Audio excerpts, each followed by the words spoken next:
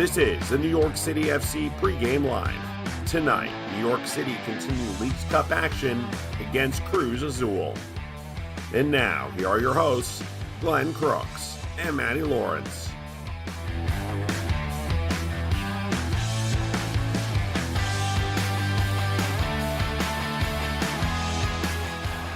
And we are on the rooftop again. It was Thursday, a victory over Santos Laguna for the New York City Football Club. And tonight in Harrison, New Jersey, from Sports Illustrated Stadium, the home of Red Bull New York, but tonight for New York City FC and League MX champions Cruz Azul. Matty Lawrence is here. I'm here, Glenn Crooks. We will have your live radio commentary beginning at 7:15 with the pregame show, kickoff at 7:40.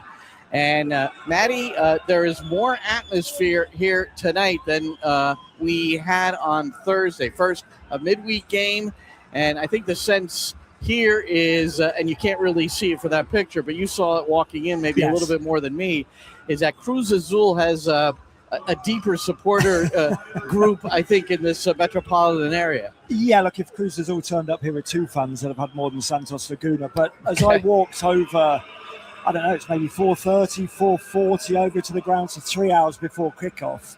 And I maybe saw one NYCFC shirt or two, but the majority was Cruz Azul fans. And from up here, atop the metaphorical globe that is the sixth floor up here, when we look down, it is all, I guess you'd say, they're called Los Celestes as well, but it's not a sky blue. That used to be their old blue. This is more of a royal blue, a mid-blue colour. And then it is all Cruz Azul shirts, predominantly. Not every single one, of course, but mostly Cruz Azul. This will be a good game, It's Glenn. almost a turquoise. It is. It's a little... There's a couple of those, the turquoisey Napoli type colour. But then also there's the... That's true. The ones that blended more with the actual... You see the blue seats there. And again, we'll just. But look, it's going to be a game. Santos Laguna was not particularly a game. Firstly, Santos Laguna weren't very good. Secondly, there weren't many fans here. But we understand why, because it was a midweek night game with not exactly a well-supported Mexican team either. And we know that NYCFC don't bring many fans out here to Red Bull Arena, as it is now Sports Illustrated Stadium. So we understand. But you just get the feeling today, looking around already, an hour before kickoff, there's almost more fans in the stadium now than there were, just at about kickoff time. That's right. And to our right in the second level, a fairly significant group of Cruz Azul supporters with flags and a lot of enthusiasm already jumping up and down. I don't know if the music's being played in there or just the chanting, but I think they're making their own music over there. So they are, their nickname is La Maquina, and I thought I'd bring that up because this nickname and club were originated in 1927, and it has stuck. And at that time, it was transportation through a train of cement. It was a group of workers at a cement factory who formed a team. That became the club, and then the transportation, that's La Maquina, which means transport or move, and it remains that way. It made me think, 100 years from now, is it still going to be the Pigeons for New York City FC? Will the Pigeons still be in existence? The Pigeons will still be here. They'll survive everything, massively, right? Exactly. Let's survive nuclear holocaust, the Pigeons, that's for certain. But this is a proper working-class football club in Cruz Azul. As you say, back when they were an amateur club in 27 all the way up to 61, it was predominantly the cement workers playing while they were still an amateur team. So I think that's a great foundation for a football club, excuse the pun, with the cement works. I've seen the Cruz Azul mascots down there, and it's just a concrete or a cement brick. They didn't get too imaginative with that. So you've got two grey mascots down there, the grey pigeon and the grey cement block of Cruz Azul. But look, Cruz Azul are a very good team. 10-time champions. 10-time champions, exactly. And the most recent Campeón champion, defeating Toluca, who we know is a good unit based on what we've seen so far in Leagues Cup.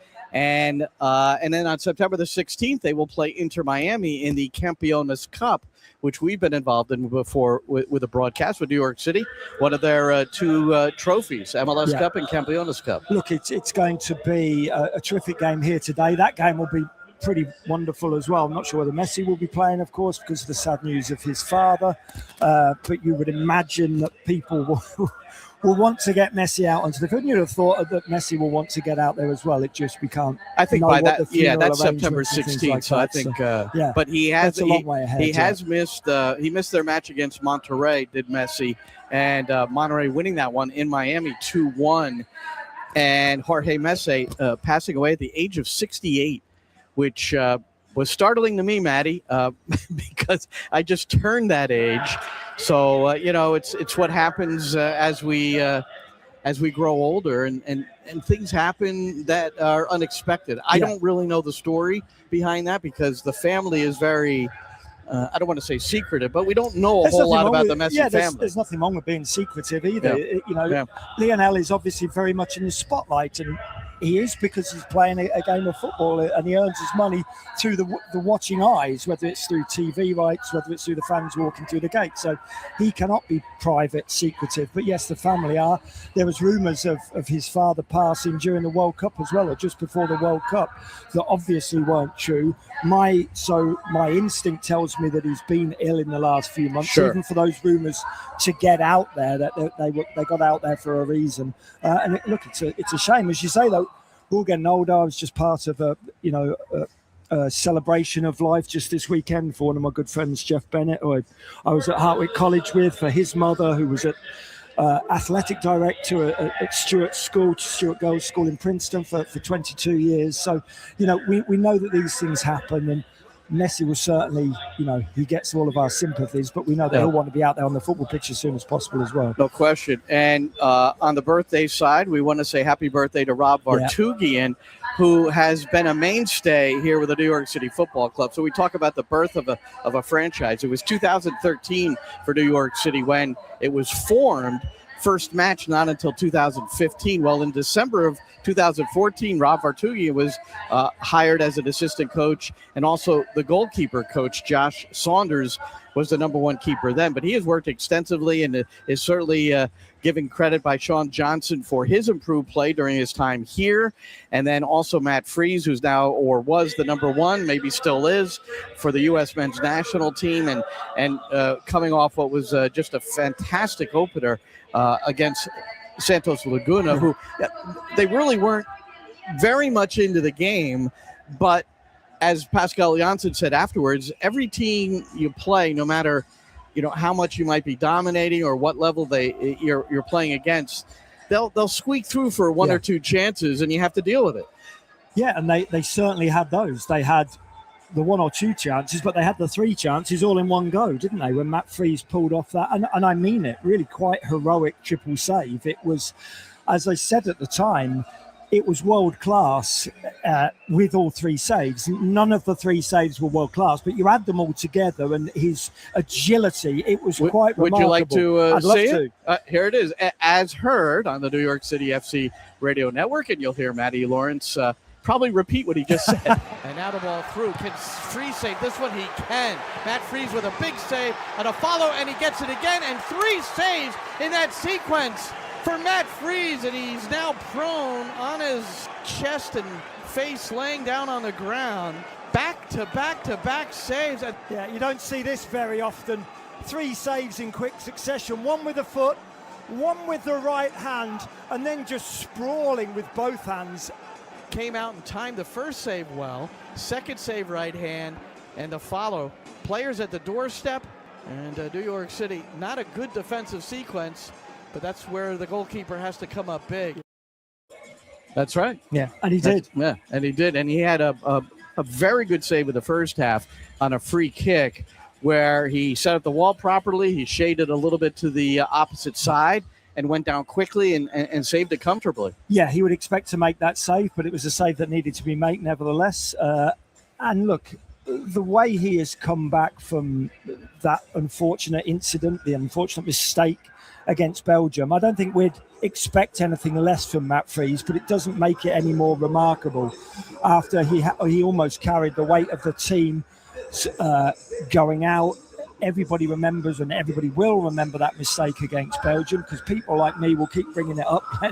But the fact that he has just bounced back from it in the opening 3-4 games has been absolutely brilliant to see. And a testament to the way he prepares himself as a professional athlete, and his mental, we say it all the time, his mental strength, his mental fortitude, it really is his selling point, one of his key strengths. And the starting lineups are now available. There'll be no changes for Santos Laguna. We'll get to them in a moment. But for New York City, 3 changes. Tylus Magno back in the 11, along with Nico Fernandez-Mercado and Hannes Wolf. So rotation here, probably part of it is, and we know Fernandez-Mercado was rested a bit by not starting the game against Santos Laguna, coming on in the second half and certainly making a difference. Magno didn't play at all. Wolf came in briefly. So these guys are fresh from the start, which is what you want. Yeah, and I would imagine that most of these changes were preordained even before the Leagues Cup was started. I can't believe that any of these are down to form or lack thereof, Glenn.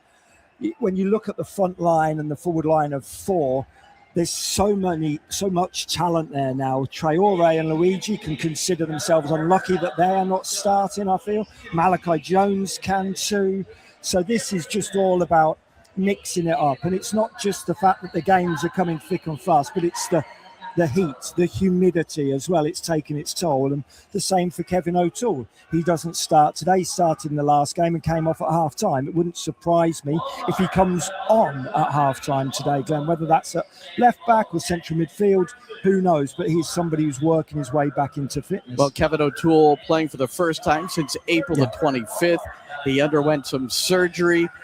Recently came back into full training. Here's Pascal Janssen after the Santos Laguna match that O'Toole started in the midfield and played half the game. Obviously, Kevin had some surgery issues and had to work really, really hard in order to get himself fit again.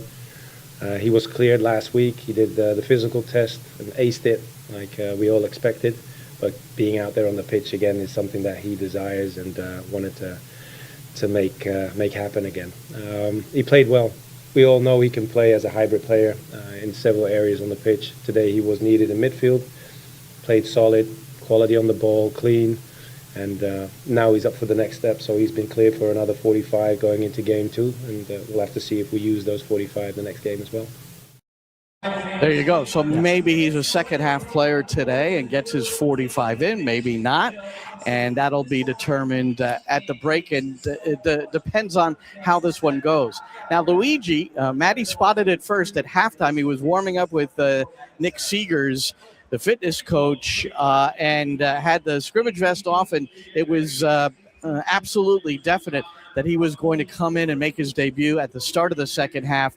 And he really made a difference, and it especially was seen in the goal by Tavon Gray to open up the scoring. So let's check that out. This is in the 50th minute, just 5 minutes into his debut. Fernandez-Mercado, nice entrance to Luigi. In one to Pereira, left edge of the area, in the penalty area, square, shot, blocked. It was Ojeda. Here's the follow, and it's a goal for Tavon Gray.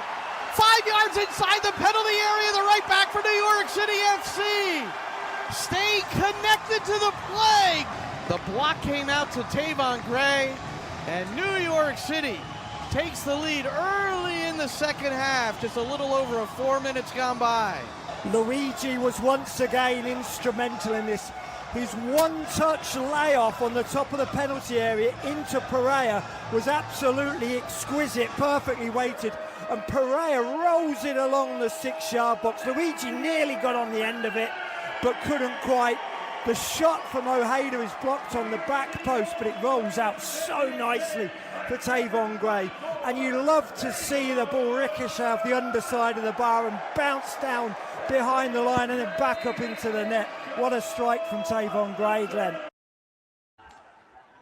Yeah, that was his third career goal. Each one of them have been, that was spectacular. So was the one against Red Bull New York. It was with the left foot outside of the area, but that made it 5-1, so it wasn't that dramatic. But he scored the game winner in stoppage time well earlier in the season at Philadelphia to win 2-1. So those are his 3 career goals. And I love the way that he just didn't try to strike the ball too hard, because so often you see the ball fall to players on the edge of the box, and especially defenders, and they really snatch at it and just try and smash it too hard, and it goes way over the crossbar. And Tavon Gray's had a number of those throughout his career. But I like the way he just stays focused. Strikes through the back of the ball, gets his front knee over the ball, gets his head over the ball, and doesn't try to hit it too hard.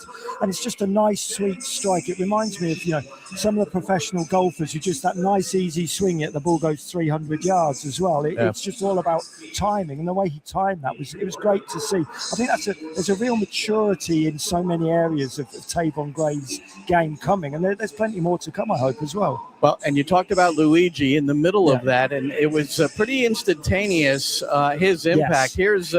Here's the gaffer, Pascal Janssen, after the game. Yeah, you used the word solid, and that was something that Benny was struggling with in the first half, to make us play through the middle as well. We were quite dominant on the side of Agu, but Matty didn't really find his game, and so that was also the case for Traore. But with Luigi coming on in the second half, you see presence, you see connecting also with the impulse of Nico Macau coming back into the team. You saw dynamics get on the way, and some good play. Now it's also for Luigi very important to stay fit, get more robustness into his system, so he will be able to repeat these moments and go for the full 90 hopefully in a short while. Seems like he's anxious to get him back into the side, huh? Yeah, I think he said stay fit there, or maybe I misheard it, but it's get fit, isn't it? Luigi needs to get fit, get match fit, and also we know that he's a true centre forward. When you looked at the way Traore played as a centre forward in the first half, he played it as though he wasn't a centre forward, and I still stand by the fact that I don't think he's a centre forward. He's a wide player. So many times in the first half, Traore was either out wide on the left or out wide on the right. We saw Malachi Jones posting up a few times. In the middle. Exactly. Luigi is a true centre forward. He wants to play between the width of the penalty area. That's what you want from your centre forward. And so in the goal we saw from Tavon Gray, not only did you see the lovely layoff into the path of Pereira, but you also see, Glenn, the way he then reacted and got across the first defender at the near post. And I think if he was truly match fit, he would have done it. Got across the defender and knocked it in at the near post. So he's got all the instincts of a true number 9, which is what, in my opinion, right now, NYCFC need, and what Tyler's Magna has done in a couple of games since the World Cup break pretty well. So those two are truly vying for the 9 spot. I think Traore is going to find himself more on the wing, just in my opinion. Well, great depth in the attacking core right now for New York City FC. Magna will get the start tonight, along with Wolf and Fernandez Mercado. Those are the 3 players returning to the 11, or the switches and changes for Pascal Janssen from the 2-0 win over Santos Laguna. And for Cruz Azul, just trying to pull them up here real quickly, they're going with the same group. And why not? They beat Philadelphia 1-0. Scored very early in this game, Matty. It was in the 3rd minute of play. Jose Paradella, who I think it'll be interesting to see him. He's on the right, coming in from the wing.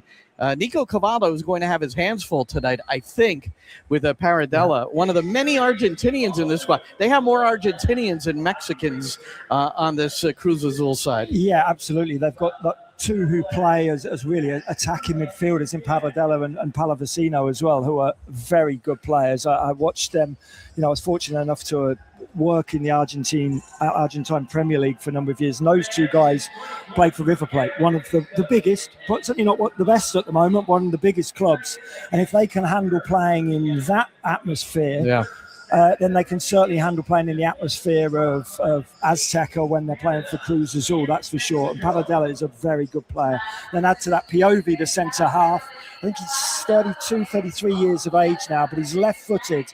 He scores a number of goals. He played for Racing. I'm not sure whether he played with Ojeda or Maxi Morales. He may have played for Racing just a little bit before Maxi Morales returned to Argentina. But Piovi's got an absolutely hammer of a left foot. So if we see any of those free kicks happening just on the top of the 18-yard box, like we did just before half-time where Matt Freese saved it, Piovi just strikes through the back of the ball and he just absolutely hammers it. So he's a goal scorer as well. He knows where the back of the net is, not just from free kicks, but corner kicks as well. So he was involved to watch him with a somewhat controversial ending to that game at Subaru Park against the Philadelphia Union. So I have the clip here, Matty, with no sound, so we can follow it and talk through it. But Philadelphia now going left to right. They're in the lighter uniforms and a nice little back heel here, and wait till you see the replay. It was called a corner kick, and you could see the appeals from Olofsky, who made that little back heel. There he is. And when we see the replay, and there's Piovi, yeah. Who now check this out, Matt. You be the VAR here. Well, yeah, it's a handball. It's absolutely a handball. Well, it remained a corner. I know it did, but you're going to see the referee here in a moment. And whoever the VAR was, they didn't take much time. I will say they didn't take 5 minutes to decide. It was a very, very rapid decision here. Well, we can see that the hand moves towards the ball. Exactly. You see the hand. His hand. If his hand remains by his side and it hits him, that's not a penalty. But the fact that his hand went outwards and stretched towards the ball, it's bewildering. Those are the moments where the fix is in. Yeah, I doubt exactly. I doubt the fix was in. There is but not my a goodness, fix. No, but that's as egregious as it gets. And again, I will always ask when that's not called. Then I always ask that open-ended question: what is a handball? And if you ask any professional coach, they don't know. No, they don't. And because of moments like that. But again, that's unfortunately we're down to the interpretation of the laws of the game from each individual person. That's got right. That's right. And that is clearly pretty much as clear as it gets, Glenn. Purely because the it's hand in the 90th moves minute also towards the ball. Yeah. And at the end of regulation of these Leagues Cup games here in the group phase. If it's tied at the end of 90, it goes right to penalties. And if you win the penalties, you get 2 points. If you don't win the penalties, you get 1 point. So you get at least one. You can get two. Well, the point being that Philadelphia Union are pretty much out of the tournament after that game. Absolutely. But if they get the penalty, score that, and then win the penalty shootout, they get 2 points, and they're still very much in the game, Glenn. But yeah, now they're not. And yes, who knows what handball means? And the VAR obviously had no idea, and I don't know who it was that night, but he or she didn't know the laws of the game. No, please put them into another role in the officials department. Again, I have it down. It was the 89th minute. All right, still very, very late in the game.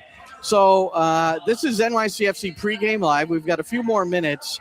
We're on an hour before kickoff. Every New York City FC match, home and away, regular season, postseason, and Leagues Cup, and U.S. Open Cup if we happen to be doing those games. But that is done. Leagues Cup, though, this is an absolutely critical game if you have any notion of advancing to the quarterfinals, because it's top 4 out of 18 on the MLS side, top 4 out of 18 on the League MX side, and to get into those positions. And if New York City doesn't get a 3-point result, there are a lot of there's already 4 teams with 6 points, and it'll just become a glut and not impossible, but it becomes very, very difficult. Yeah, it won't be mathematically impossible, but I think at bare minimum, you have to get a draw here. And whether it's a draw and win the penalty shootout, or whether it's a draw and you lose the penalty shootout, the draw gives you the 1 point. You win the penalty shootout, you get the extra point, as you've already said. So, yes, this is a big game for both teams. And these are 2 big clubs as well, 2 big football clubs, one in MLS, obviously, and one in Liga MX. Yeah, really looking forward to the level. It's the one thing we should indicate, which sometimes is going to have a little impact on tactics, is it's oppressively hot in northern New Jersey, and it was 96 degrees on my car thermometer coming down the turnpike and exiting at 15E at about 3:30 this afternoon. We are now at closing in on 7 p.m. Eastern, and it's still in the 90s. So just to really quickly review in MLS, Charlotte, Columbus, Cincinnati, and Dallas have played 2 games, and they've gotten the full 6 points, 3 points in either their 2 wins, no defeats, no draws. LAFC got a draw in their opener and then won the penalty shootout, so that's why they're on 5. And on the Ligue MX side, it's Juarez and Lyon are the only 2 with the full 6 points out of a possible 6. Tigres and then Club America are the next 2. And obviously there's games being played tonight. Seattle, who lost their opener and are pretty much out of it, did get a win today, 3-0. And let me just... they beat Querétaro, didn't they? Querétaro. And so they had lost 7 in a row, all competition. So that was pretty huge for the Sounders. That will feel good just to get that win and to break that streak, that's for certain. I quite like Brian Schmetzer at Seattle Sounders. And he normally sorts it out. I've got a little bit of a soft spot for Seattle because of that, and he does normally sort it out. And quite often it becomes later in the season as well. They always seem to ramp it up towards the playoffs. That's just my sense that I get from Seattle. In the I thought you were going to say you had a soft spot because of Nirvana, or I thought there was something else coming. No, Schmetz, I like him as a human being as well as a football coach. So I have a little bit of a soft spot. No question. No, and his whole background in that area as a player, as a coach, he's been there forever in the Pacific Northwest, Seattle in particular. So. I'm with you on that. And if you talk to any manager in the league, they all say the same thing about him. Certainly one of the good guys. What else do we want to close with here? Jack Harrison made his debut for New England. This is a regular season game yesterday. Came on in the 55th minute. So he's recently been acquired by New England to come back to MLS. He still has massive supporters within the New York City family because you see all the response on social media, and he won all 8 of his ground duels and 4 of 4 on dribbles. That's just an analytic where he beat the first defender off the dribble, which is what they're looking for, and that's a major part of his game. Yeah, he's a very, very good player. He's at his peak. I think is he 29 years old, did you say? I think he's 29 now. Yeah. He 28 to 32 will be his peak. He'll be earning an awful lot of money. I think he could have had another year or 2 at least playing in the Premier League. Maybe he didn't get the offers of the magnitude of New England Revolution. He was on loan at Fiorentina last year. Didn't have a great time there, but whenever I've watched him, whether it's playing for Leeds or playing for Everton, he's been very, very impressive. But it'll be great to see him here. How much will he enjoy playing on the plastic of Gillette Stadium? We'll have to wait and see. But you mean they didn't leave the grass down after the World Cup? They didn't. But Nobody maybe did. it suits him. We'll see. Nobody did. And all right, so we're gonna get out of here. We've got a game to broadcast for you, and it's on the New York City FC radio network, which is NYCFC.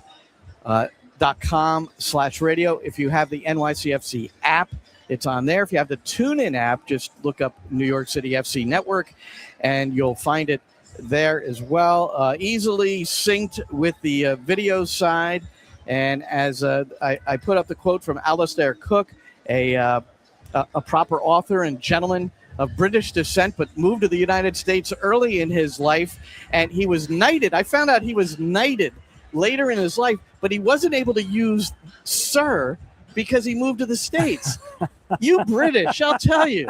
I mean, you call me Sir Crooks, and I've only visited England half a dozen times. You're worthy of the moniker. You're worthy of the moniker. But what Alistair Cook said is, I prefer radio over television because the pictures are better.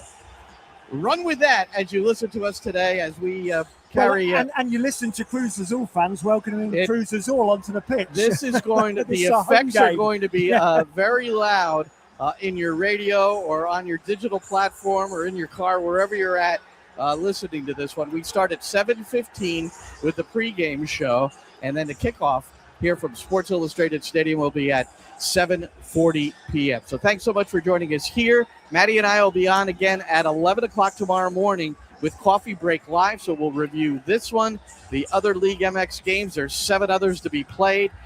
And all the different post-game reactions from the coach and any player that we might be able to get, those sorts of things coming up on Coffee Break Live every Monday, 11 o'clock a.m. We'll be there for you. Even though we're getting home late, we're going to be there for you. Well, 11's not that early, is it? No, it's not. If it was 7 a.m., it might be something we could brag about. All right, for Matty, I'm Glenn. Enjoy the game, everybody.